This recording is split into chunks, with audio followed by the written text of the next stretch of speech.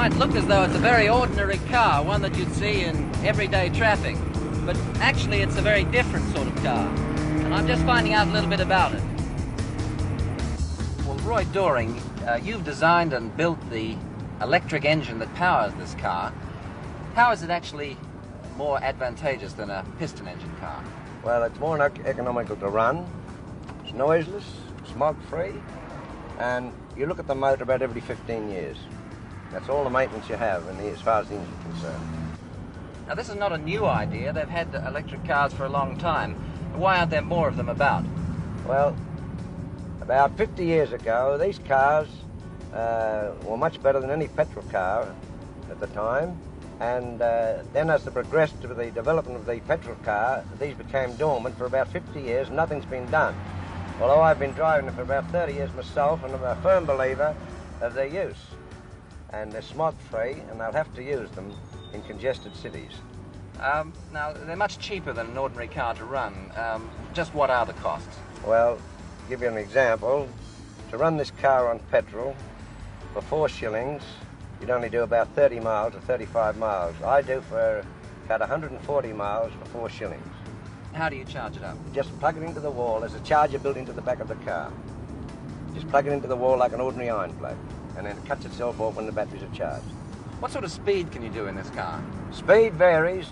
You set the speed to the type of country you're running it in, or township. If it's very closely populated, you govern it around about 25 to 30.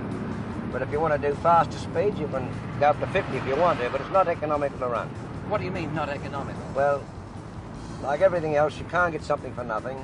And if you speed it up over 30 miles an hour, your amperage goes up, and of course the mileage drops in proportion. And what sort of mileage can you get then on this car? Between 20 and 30 miles an hour, you can do 40 miles on a charge. Well, let's stop and have a look and see what this engine is like. Now, this is the complete motor, is it, Mr. Doring? Yes, just the one motor. It is 64 years old. I've overhauled it. It has an armature through it, only one moving part. And the motor I took out, the combustion motor, had about 400 moving parts. So you can see they're quite simple, and you only need to look at the brushes by taking this plate off every 14 to 15 years. Just cleaning the commutator. What about these other parts of the car? What are they? Oh, these are what we call the clappers, or the speed control. As each one of these clappers come in, they cut more of the resistances out, and you go fast until you reach the last one, and then you've got the full speed, no resistance, you're going full speed, whatever you control the motor to run at, 30, 40 miles an hour. And the batteries, I see there's only just 2 of them. No, there are 13 altogether. There are 11 more in the back. And are they normal batteries? No, they're specially made traction batteries, have a greater capacity of acid, which makes it more suitable for traction work. You get much more benefit from them. Is this the ultimate in batteries for a electric car? No. We're just waiting for a breakthrough now on the batteries. When they get the breakthrough and we can dispose of the batteries, you can see that all that dead weight we're carrying around, you'll be able to get into the speed, range and everything like that. And I estimate in about 1.5 to 2 years, with all the money they're spending now, all these big concerns, we will get it.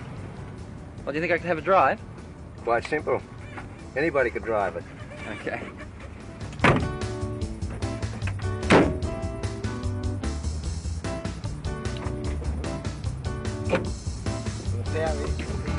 Pretty easy. Just press the accelerator now and you go.